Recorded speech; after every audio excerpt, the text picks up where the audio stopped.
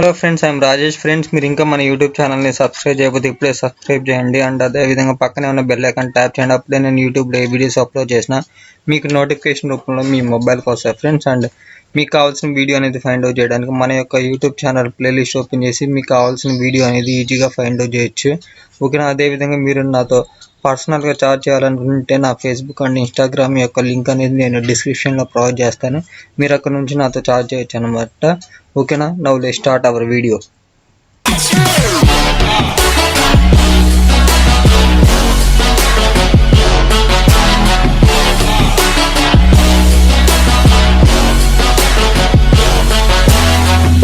Hello friends, I'm Rajesh. Friends, ఈరోజు మన degree first semester సంబంధించిన యూనిట్ 4 బ్యాంక్ రికన్సిలేషన్ స్టేట్మెంట్ సంబంధించిన ఇంట్రడక్షన్ చెప్దామని ఈరోజు ఈ వీడియో చేస్తున్నా ఫ్రెండ్స్. ఇన్ కేస్ మీరు ప్రీవియస్ యూనిట్స్కి సంబంధించిన ప్రాబ్లమ్స్ అనేవి చూడకపోతే ఆ వీడియోస్ యొక్క లింక్ అనేది నేను డిస్క్రిప్షన్లో ప్రొవైడ్ చేస్తాను, మీరు అక్కడ నుంచి చూడొచ్చు. ఓకేనా ఫ్రెండ్స్, ఈరోజు మాత్రం బీఆర్ఎస్ బ్యాంక్ రికన్సిలేషన్ స్టేట్మెంట్ సంబంధించిన ఇంట్రడక్షన్ చెప్తాను. ఇంట్రడక్షన్లో ఏం చెప్తా అంటే causes of preparation of BRS. ఓకేనా, వాటి గురించి చెప్తాను అనమాట. ఓకేనా, ఈ యొక్క క్లాస్ వింటేనే మీరు నెక్స్ట్ చెప్పబోయే ప్రాబ్లమ్స్ అనేవి చేయగలుగుతారు అనమాట. సో అందుకని క్లియర్గా వినండి. ఓకేనా, ఫస్ట్ అసలు బీఆర్ఎస్ అంటే మీనింగ్ ఏందో చూద్దాం. Bank reconciliation statement is a statement to prepare a different balance between customers' cash book and bankers' passbook.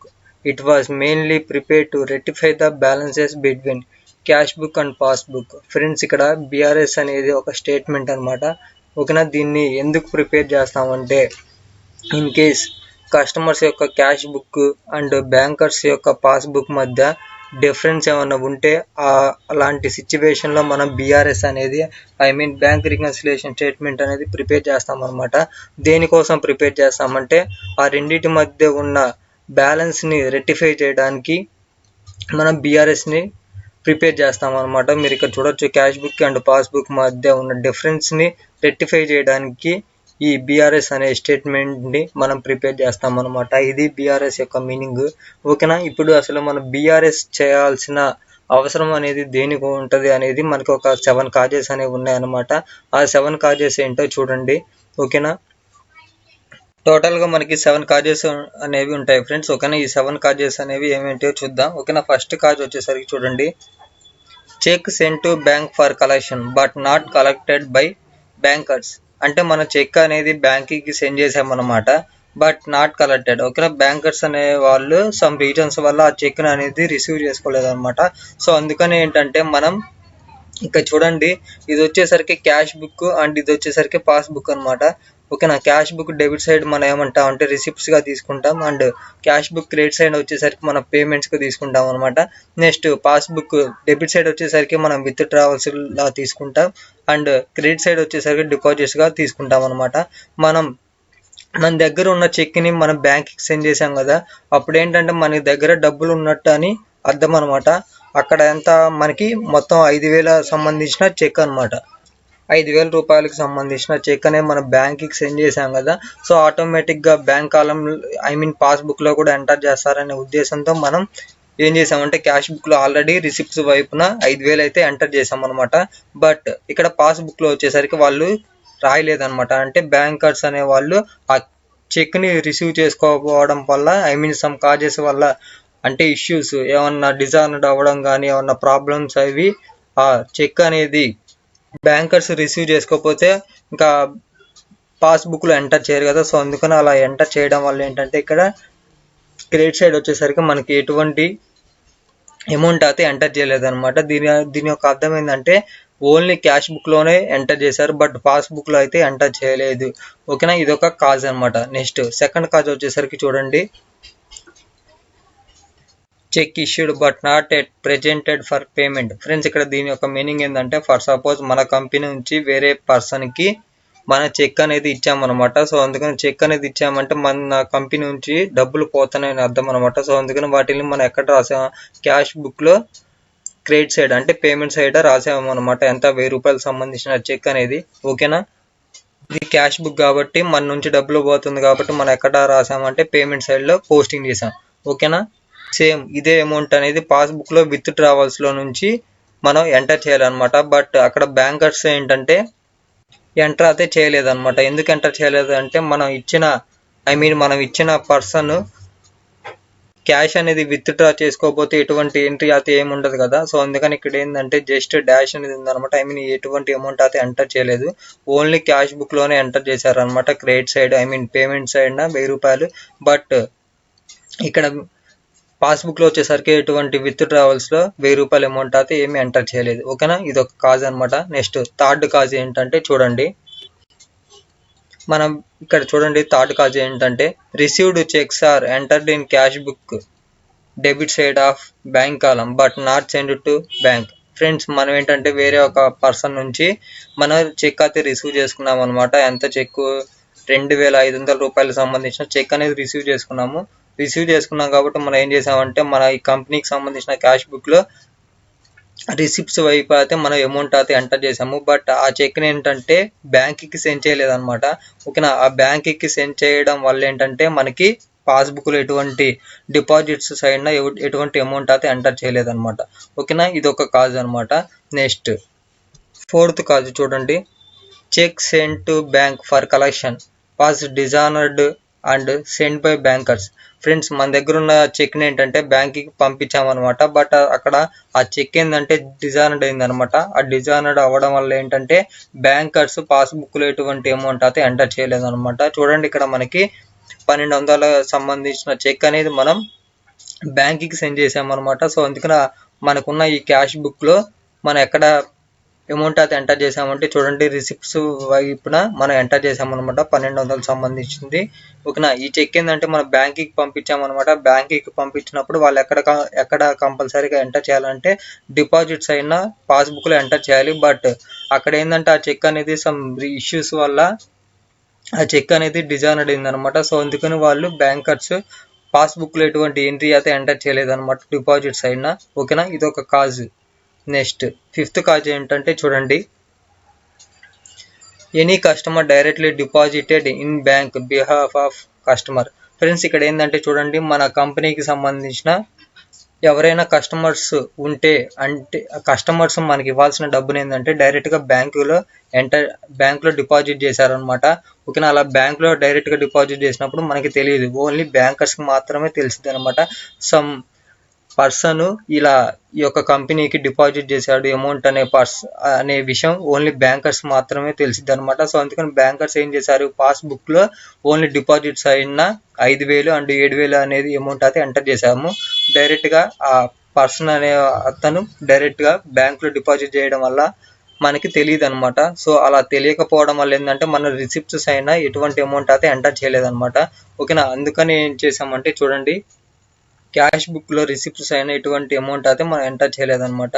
ఓకేనా, ఇది ఒక సింపుల్ మీనింగ్ ఏంటంటే డైరెక్ట్ గా మనకి తెలియకుండా మనకి ఎటువంటి విషయం చెప్పకుండా పర్సన్ ఏం చేశారంటే డైరెక్ట్ గా బ్యాంక్ లో డిపాజిట్ చేశారనమాట. బ్యాంక్ లో డిపాజిట్ చేయడం వల్ల ఏంటంటే మన కంపెనీకి సంబంధించిన పాస్బుక్ లో డైరెక్ట్ గా అమౌంట్స్ అయితే డిపాజిట్స్ అయినా ఎంటర్ చేశారనమాట. ఆ విషయం మనకి తెలియకపోవడం వల్ల ఏంటంటే మన క్యాష్ బుక్ లో రిసిప్ట్స్ అయిన అమౌంట్ అనేది ఎంటర్ చేయలేదు. ఓకేనా, ఇది ఒక కాజ్ అనమాట. నెక్స్ట్ సిక్స్త్ కాజ్ ఏంటంటే చూడండి, bank charges interest on over draft and insurance premium etcetera debited passbook only. ఓకేనా, చూడండి ఇక్కడ bank charges and interest on over drafts next insurance premium ఇవన్నీ ఏంటంటే ఎక్స్పెన్సెస్ అనమాట బ్యాంక్కి సంబంధించినవి. సో అందుకని వాళ్ళు మనకి చెప్పకుండా ఏం చేస్తారంటే డైరెక్ట్గా మన పాస్బుక్ అంటే మన అకౌంట్లో నుంచి మనీ అనేది కట్ చేస్తారనమాట. చూడండి, ఇవి ఒక సమ్ ఎగ్జాంపుల్స్ అనమాట. బ్యాంకు ఛార్జెస్ సంబంధించిన 100 రూపాయలు కట్ చేసేసారు, and interest on over draft మీద 150 రూపాయలు కట్ చేశారు, అండ్ బ్యాంక్ ఇన్సూరెన్స్ ప్రీమియం మీద 200 అనేది కట్ చేశారనమాట. ఇలా కట్ చేసిన అనేది మనకి ఎటువంటి ఇన్ఫర్మేషన్ అయితే బ్యాంకర్స్ చెప్పారనమాట, డైరెక్ట్ గా కట్ చేస్తారు. ఓకేనా, అలా మనకి చెప్పకపోవడం వల్ల ఏంటంటే మనం ఎటువంటి పేమెంట్ సైడ్ ఎటువంటి అమౌంట్స్ అయితే ఎంటర్ చేయలేదు. ఎందుకంటే మనకి ఇలా బ్యాంకర్స్ కట్ చేస్తున్నాం అనే విషయం అయితే మనకి తెలవరు అనమాట. ఆటోమేటిక్గా వాళ్ళే కట్ చేసుకుంటారు. అలా కట్ చేసుకున్న తర్వాత మనకి మెసేజెస్ అనేవి వస్తాయి అనమాట. సో ఇక్కడ ఏంటంటే ఓన్లీ పాస్బుక్లో బ్యాంకర్స్ కట్ చేశారు కాబట్టి విత్ డ్రావల్స్లో ఎంటర్ చేశారనమాట. బట్ మన క్యాష్ బుక్లో ఎంటర్ చేసుకోవడం మర్చిపోయాం. ఓకేనా, ఇలాంటిది కూడా ఒక కాజ్ అనమాట.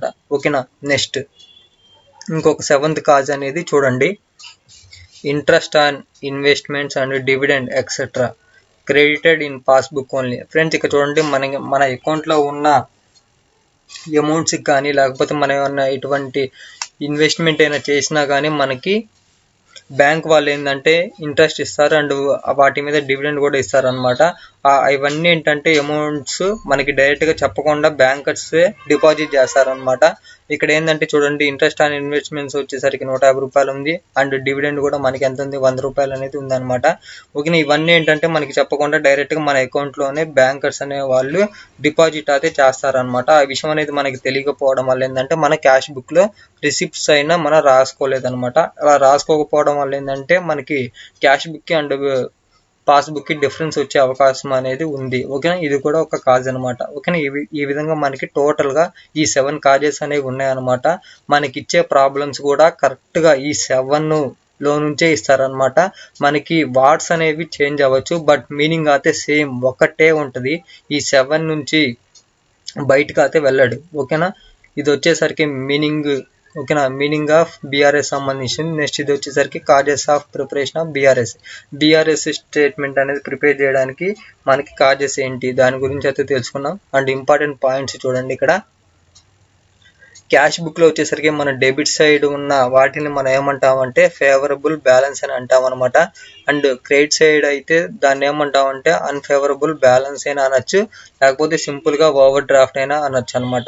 ఓకేనా, నెక్స్ట్ పాస్బుక్ అయితే చూడండి, పాస్బుక్ డెబిట్ సైడ్ మనం ఏమంటామంటే అన్ఫేవరబుల్ బ్యాలెన్స్ అయినా అనొచ్చు, లేకపోతే సింపుల్గా ఓవర్ డ్రాఫ్ట్ అని అనొచ్చు అనమాట.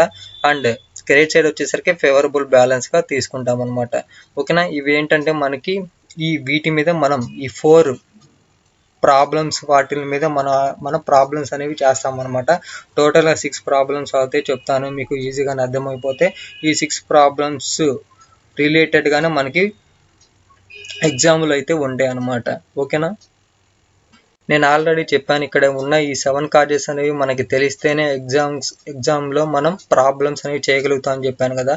సో ఇప్పుడు నేనేం చెప్తానంటే ఈ 7 కాజెస్ అనేవి మనం సింపుల్గా ఎలా గుర్తుపెట్టుకోవాలనేది నేను ఇలా మీకు చెప్తాను అనమాట. చూడండి ఫ్రెండ్స్, చూడండి ఇక్కడ వచ్చేసరికి వెరీ ఇంపార్టెంట్ పాయింట్స్ అనమాట. ఏం లేదు, ఇక్కడ మనం చూసాం కదా 7 కాజెస్ అనేవి. ఈ 7 కాజెస్ అనేవి మనకి ఇన్ కేస్ ప్రాబ్లంలో ఇస్తారు కంపల్సరీగా. అలా ఇచ్చినప్పుడు మనం ఎలా చేయాలి ప్రాబ్లం అనేది ఇక్కడ ఉన్న ఈ పాయింట్స్ ఆధారంగా నేను చెప్తాను. ఇక్కడ చూడండి, ఫస్ట్ కాజెస్ సంబంధించినవి cheque sent to bank for collection but not collected by bankers. ఓకేనా, ఈ కాజ్ అనేది ఇచ్చినప్పుడు మనం ఏం చేస్తామంటే అమౌంట్ క్యాష్ బుక్లో అయితే యాడ్ చేస్తాం అనమాట. ఓకేనా, ఇన్ కేస్ పాస్బుక్ అయితే లెస్ చేస్తాం అనమాట. ఓకేనా, మీరు కన్ఫ్యూజ్ అవ్వద్దు, మన ప్రాబ్లమ్స్ చేసేటప్పుడు మీకు క్లియర్గా మీకు అర్థమైపోయింది, మీరు ఎటువంటి కన్ఫ్యూజ్ అయితే అవ్వాల్సిన అవసరం లేదు. ఓకేనా, నెక్స్ట్ సెకండ్ కాజ్ చూడండి, cheque issued but not at presented for payments. అదే ఫర్ దట్ ఇలా ఎంట్రీ అనేది ఈ కాజుకి సంబంధించిన అమౌంట్ అనేది ఇచ్చినప్పుడు క్యాష్ బుక్ అయితే మనం లెస్ చేస్తాం అమౌంట్ అనేది. నెక్స్ట్ పాస్బుక్ అయితే యాడ్ చేస్తాం అనమాట. ఓకేనా, నెక్స్ట్ థర్డ్ కాజు చూడండి, received cheques are entered in cash book debit side of bank column but not sent to bank. ఓకేనా, ఈ కాజ్ అనేది ఇచ్చినప్పుడు మనకి ఏం చేస్తామంటే క్యాష్ బుక్ అయితే మనం యాడ్ చేస్తాం, అదే పాస్బుక్ బ్యాలెన్స్ అయితే మనం లెస్ చేస్తాం అనమాట. నెక్స్ట్ ఫోర్త్ది, check sent to bank for collection was dishonoured and sent by bank. ఓకేనా, ఈ ఫోర్త్ కాజ్ అనేది ఇచ్చినప్పుడు మనం క్యాష్ బుక్ అయితే యాడ్ చేస్తాము అండ్ పాస్బుక్ బ్యాలెన్స్ అయితే మనం ఏం చేస్తామంటే లెస్ చేస్తాం అనమాట. Next fifth cause, any customer directly deposited in bank behalf of customer. Cash book అయితే మనం ఏం చేస్తామంటే లిస్ట్ చేస్తాం అండ్ పాస్బుక్ అయితే మనం యాడ్ చేస్తాం అనమాట. నెక్స్ట్ సిక్స్త్ కాజ్ చూడండి, bank charges, interest on over draft, insurance premium etcetera debited in only passbook. ఓకేనా, ఈ సిక్స్త్ కాజ్ అనేది ఇచ్చినప్పుడు మన క్యాష్ బుక్ అయితే మనం ఏం చేస్తామంటే యాడ్ చేస్తాం అండ్ పాస్బుక్ అయితే మనం ఏం చేస్తామంటే లెస్ చేస్తాం అనమాట.